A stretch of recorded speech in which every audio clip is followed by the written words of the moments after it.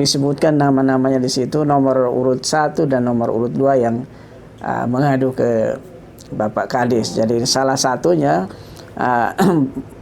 dibacakan bahwa kandidat nomor 4 ini belum mengundurkan diri dari Ustadz.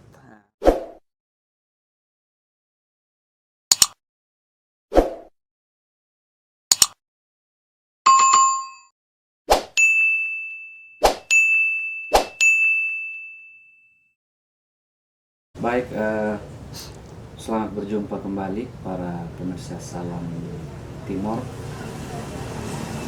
Kembali lagi bersama saya, Franciscus Talan. Kali ini kita akan membahas tentang isu politik yang ada dalam lingkup pemerintahan Kabupaten Timor Tengah Selatan. Seperti kita tahu bersama bahwa kontestasi politik di tingkat desa baru saja selesai tahapan-tahapannya. Ada banyak dampak, ya, ada beberapa dampak, jadi baik itu dampak baik maupun dampak buruk itu dimunculkan di dalam hasil dari kontestasi tersebut. Nah, oleh karena itu ini merupakan hal yang cukup menarik untuk kita ketahui bersama, dan kali ini saya berjumpa dengan seorang tokoh yang merasa bahwa ada hal-hal yang mengganjal dari hasil kontestasi di tingkat desa kemarin, sehingga perlu diangkat ini sebagai salah satu topik untuk kemudian menjadi bahan kritikan tersendiri kepada pemerintah daerah untuk mengambil baiknya kita sama-sama memperbaiki sistem yang mungkin agak sedikit tidak menganut asas demokrasi yang sebenarnya. Baik, jadi kita langsung saja bincang-bincang dengan beliau. Beliau adalah salah satu kandidat yang mengikuti kontestasi politik di Kecamatan Fatmolo, tepatnya di Desa Bileon. Betul begitu ya? Betul sekali. Baik, jadi mungkin kita langsung saja Bapak bisa bercerita tentang tahapan awal sampai pada pemilihan itu seperti apa? Silakan. Ya. Jadi baik, mungkin saya perkenalkan diri karena nama Awaludin Isuh, lahir di Desa Bileon, dan saya termasuk yang mengikuti proses pemilihan kepala desa di tahap 3 di TTS ini, dan proses mulai dari pendaftaran sampai dengan semua sudah berjalan dari tahun 2020, kemudian karena COVID ini sehingga tertunda dan 2021 baru kami lanjutkan sesuai dengan peraturan dan tahapan-tahapan yang dikeluarkan oleh kabupaten, atau dalam hal ini tahapan dari bupati. Kita ikuti semua dari proses verifikasi dan lain sebagainya, kami ikuti dengan baik.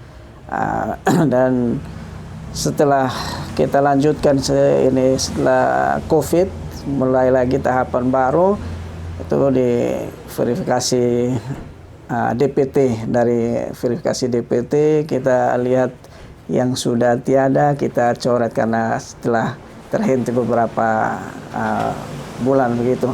dan semua berjalan dengan lancar. Panitia juga mengikuti semua proses itu dengan baik. Kami sebagai kandidat juga mengikuti dengan baik sampai pada akhirnya kami mengikuti proses pemilihan kepala desa di Bileon, dan menurut kami semuanya berjalan dengan lancar dan cukup bermartabat. Oke, baik. Nah, ini kita bicara soal tahapan. Nah, karena sekarang munculkan satu persoalan, apakah kira-kira dari pengalaman Bapak Awaludin sendiri ini, di saat tahapan berjalan itu kira-kira ada tidak hal yang mengganjal yang kemudian bisa dimunculkan waktu itu? Sesuai dengan ini, pengamatan kami semua tahapan dilakukan dengan cukup baik dan tidak ada hal-hal yang memang melanggar aturan atau apa. Kami cukup baik dan selama itu tidak ada teguran atau apapun dari di dalam pemilihan. Ada panitia, ada tim wasdesa, tim was kecamatan juga, semua dikatakan bahwa itu terlaksana dengan baik sampai proses pemilihan itu. Nah, kalau misalnya tidak ada persoalan, kemudian tahapan setelah itu barulah muncul di saat perolehan suara itu, perhitungan. Iya. Mungkin bisa jadi gambarkan sedikit. Pada saat hari pencoblosan pada tanggal 1 Desember, kami kandidat juga ikuti dengan baik. Masyarakat juga berbondong-bondong semua hadir ke TPS atau tempat pemungutan suara ini, semua mengikuti dari pagi sampai dengan selesai itu perhitungan suara. Semua terlaksana dengan baik sampai panitia yang ada di situ juga langsung mengumumkan bahwa sebagai pemenang adalah nomor 4 atau saya sendiri waktu itu ya.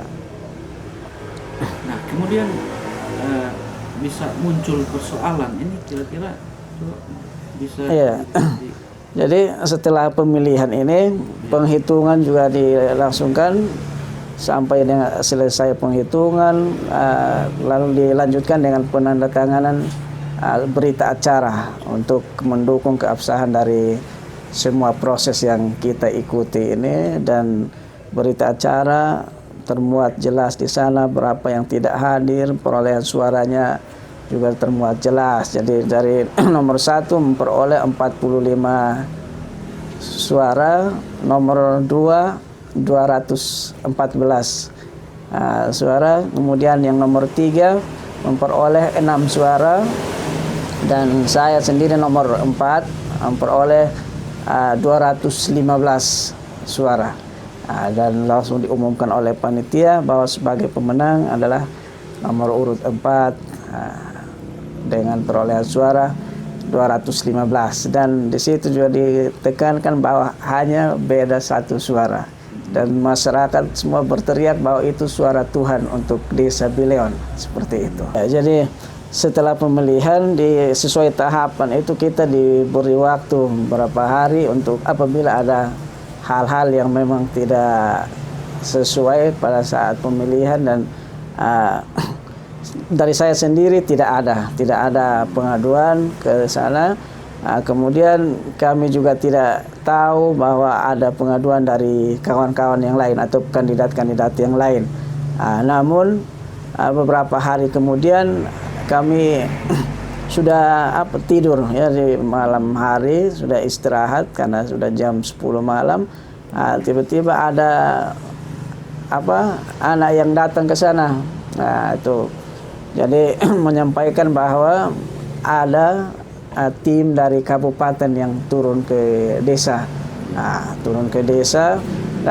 Tapi karena anak yang datang, jadi dia tidak tahu tim ini dari mana.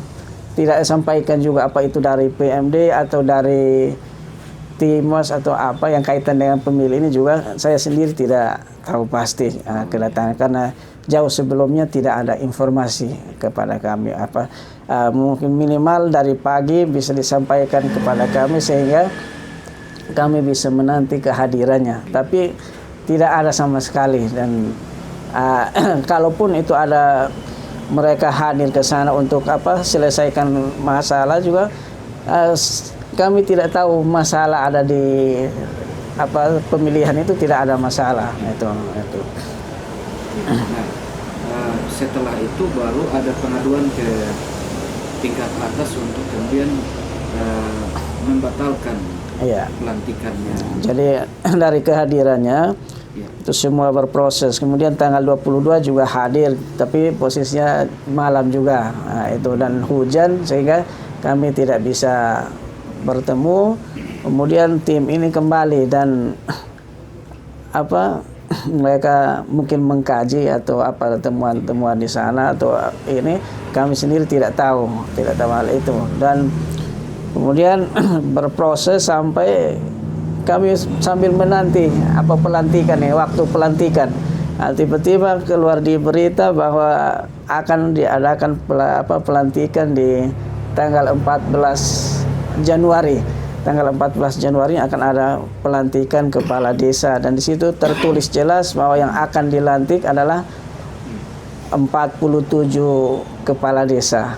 Diterangkan, ini pernyataan dari Bapak Kadis PMD yang mengatakan bahwa 47 kepala desa yang akan dilantik.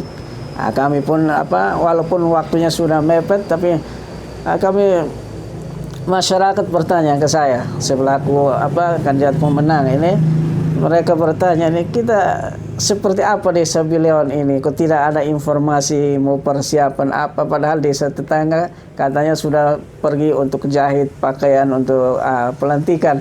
Saya sendiri bilang, ini belum ada panggilan, belum ada informasi yang pasti dari dinas yang terkait dalam ini PMD.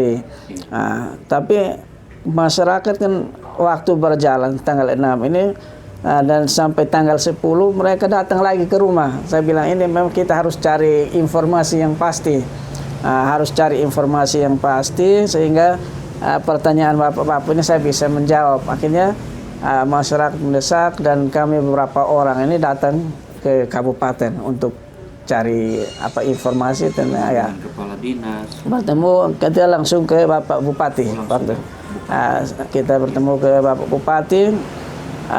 Di situ beliau mengatakan bahwa beliau sendiri juga belum dapat informasi. Nanti setelah pertemuan kami ini, hanya waktu itu beliau sempat bertemu kami hanya 3 menit. Dan itu masyarakat juga sangat menyayangkan hal itu, kerinduan mereka untuk bertemu dengan beliau, tapi hanya 3 menit. Tapi seperti itulah. Dan dalam 3 menit ini beliau sampaikan bahwa segera buat surat kepada saya, hari ini juga sampai kepada saya untuk saya tindak lanjuti ke dinas yang terkait. Lalu kami buat surat mempertanyakan, sampai saat ini juga kami belum dapat informasi ini seperti apa, padahal kami yang menang itu. Surat itu sejak tanggal berapa? Tanggal 10 Januari. 10 Januari kemarin. Ya, kami sampaikan kepada Bupati. Sudah 10 hari tapi belum ada jawaban sama sekali dari dinas PMD. Jadi tanggal 10 kami sampaikan berita surat ini ke Bupati. Lalu beliau akan menindaklanjuti, tapi sampai hari pelantikan tanggal 14 itu pelantikan juga kami belum dapat jawaban apa kami itu. Dan setelah pelantikan itu baru disebutkan bahwa yang dilantik hari ini hanya 44 kepala desa. Itu. Jadi kami semakin bertanya, masyarakat semakin bertanya itu kenapa, ada apa sebenarnya itu. Baik. Jadi Bapak Awaludin sendiri dengan masyarakat desa Bileon ini sempat ketemu dengan Pak Kadis atau tidak? Sempat. Ya, jadi setelah tanggal 10 ini kita kembali ke desa karena menanti jawaban ini dari apa Bapak Bupati ataupun nanti Kadis yang akan menjawab. Tapi sampai pelantikan kita tidak termasuk yang dilantik. Lalu masyarakat datang lagi, kita ke sana, ke dinas terkait, dalam hal ini PMD, untuk kita cari informasi yang pasti kenapa kita tidak dilantik, ada masalah apa sebenarnya di Desa Bileon ini. Lalu kami dengan beberapa orang, kurang lebih sekitar 20 orang, kami datang ke dinas PMD menanyakan alasan kenapa tidak dilantik. Baru di sanalah beliau sampaikan bahwa sebenarnya ini sudah terlambat karena ada SK dari Bupati untuk menunda pemilihan. Jadi kita bilang menunda pelantikan atau pemilihan, suruh baca, silahkan baca sendiri, ada di situ. Ada di aturan. Ya, ada di SK yang dikeluarkan oleh Bupati bahwa ditunda pemilihannya. Jadi itu dengan alasan apa, Pak? Jadi di situ kami mendesak Bapak Kadis untuk paling tidak kami dapatkan alasan-alasan kenapa Desa Bileon ini tidak bisa atau tidak dilantik. Baru dibacakan ada kronologisnya. Kami tidak diberi kesempatan untuk dapatkan ini kronologinya. Jadi kami minta untuk biar kami jadikan sebagai pelajaran, tapi tidak dikasih oleh Kadis, hanya dibacakan beberapa. Di situ bahwa ada pengaduan dari kandidat yang lain, disebutkan nama-namanya di situ, nomor urut 1 dan nomor urut 2 yang mengadu ke Bapak Kadis. Jadi salah satunya dibacakan bahwa kandidat nomor 4 ini belum mengundurkan diri dari Ustadz, mengundurkan diri dari Ustadz ini. Jadi saya bilang ini memang kalau kita tahu dari awal-awal bisa menjawab itu, tapi mudah-mudahan ketika mereka jadikan ini sebagai rujukan untuk membuat SK ini bisa menjawab, bisa menerangkan, karena itu adalah hanya semacam sebutan. Ya mungkin yang bertanya ini seperti seperti yang lain-lain, itu sebutan Ustadz itu. Nah ini agak sedikit kontroversi nih. Ya. Karena kandidat nomor 1 dan nomor 2 ya. mengadu ke pihak PMD atas PMD ataupun Bupati bahwa Bapak Awaludin menyandang status sebagai Ustadz, pemuka agama. Iya, pemuka agama. Status dalam hal ini agama Muslim. Iya, betul. Nah, kira-kira dari Bapak sendiri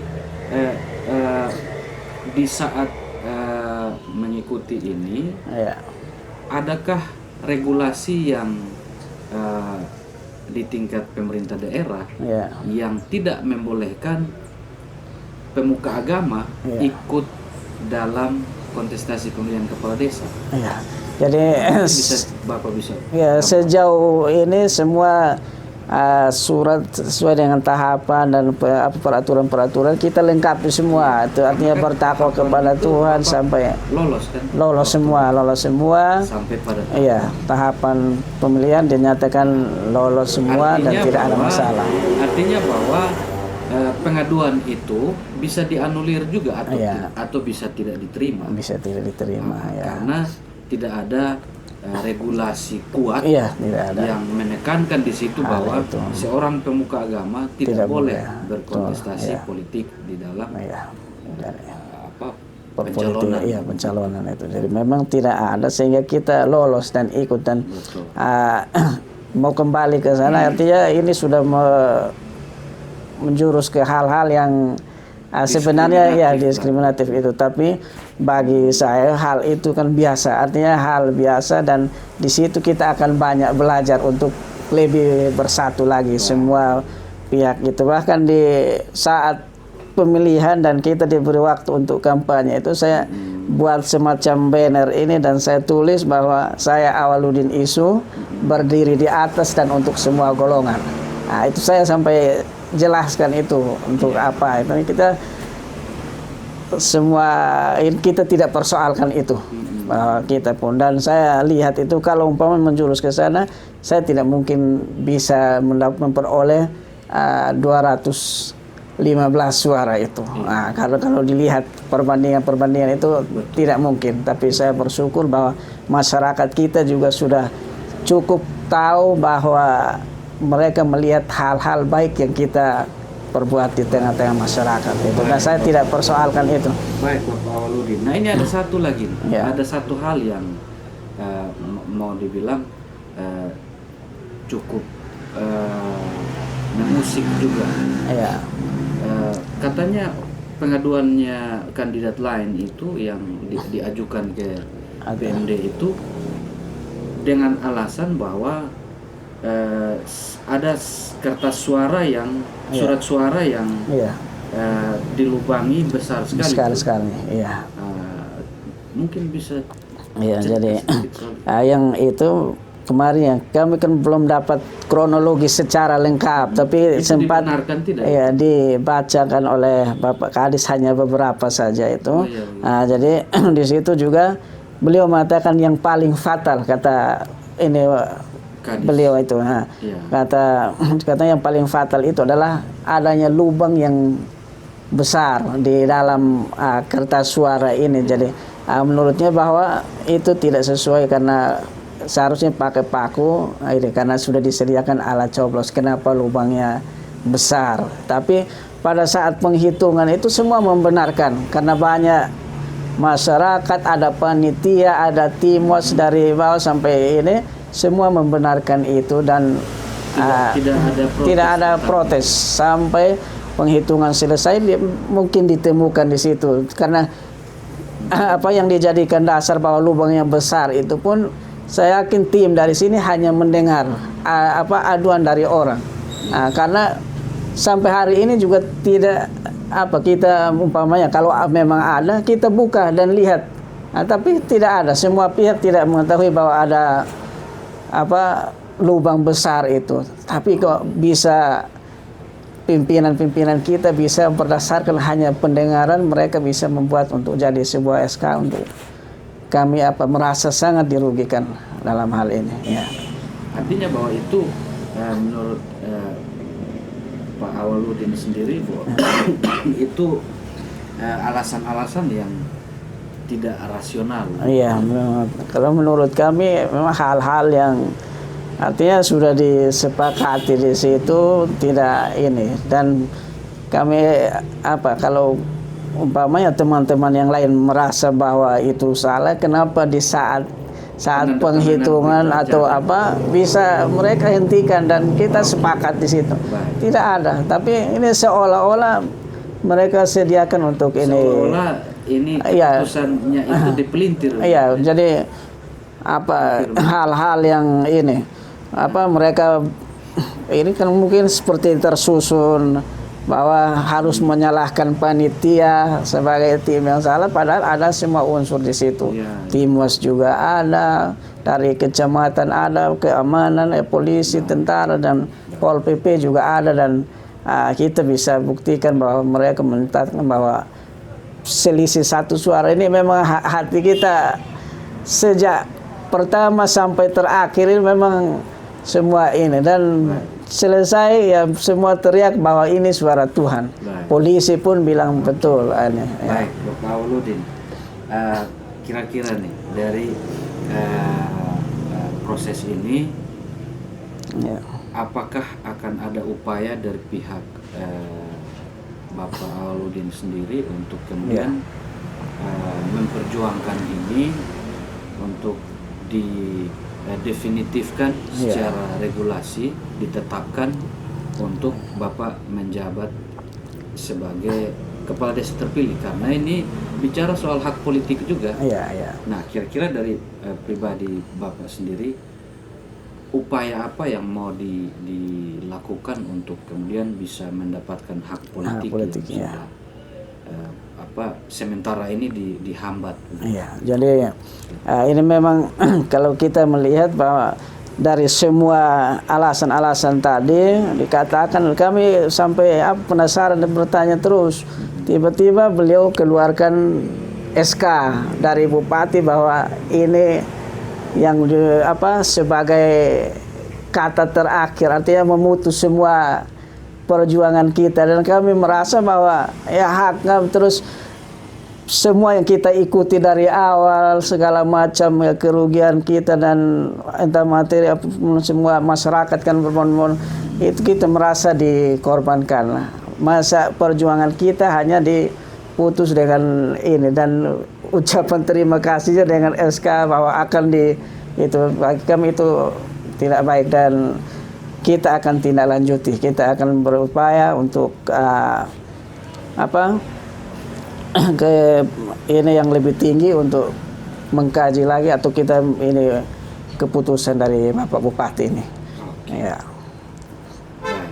Jadi adakah pesan singkat untuk